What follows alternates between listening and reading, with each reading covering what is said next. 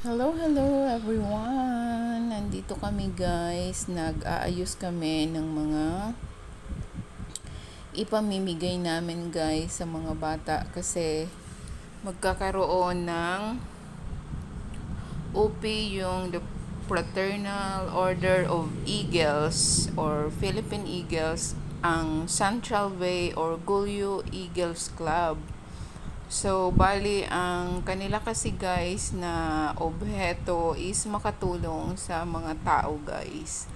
So, kaya ang gagawin namin is magkakaroon kami ng outreach program guys. So, bali, inaayos na namin yung mga ipamibigay namin guys sa mga bata.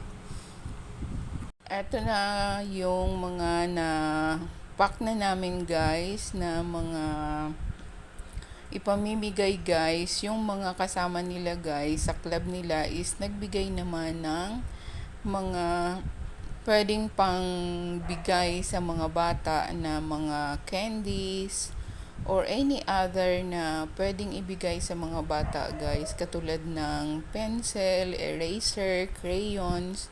So marami pang iba guys. Yan yung mga binabalot namin guys ngayon para sa kanilang outreach program ngayong 2024 guys. Ito yung mga piniprepare namin ngayon para sa kanilang outreach program.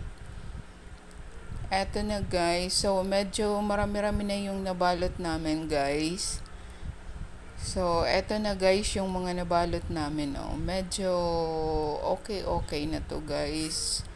So, magbabalot pa kami, guys. So, dyan lang muna kayo, guys. Hintay-hintay muna kayo, guys. Thank you for watching, everyone. At eto pala, guys, yung mga bago nilang club shirt, guys, na pinagawa. So, ready na pong makuha yung mga club shirt na pinagawa nyo, guys. Kasi tapos na po sila, guys. So, kaya pwede na nyong kunin yung inyong mga club shirt guys. So, thank you guys for watching. Thank you to everyone.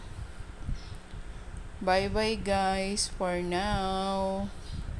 Kasi busy pa. Bye.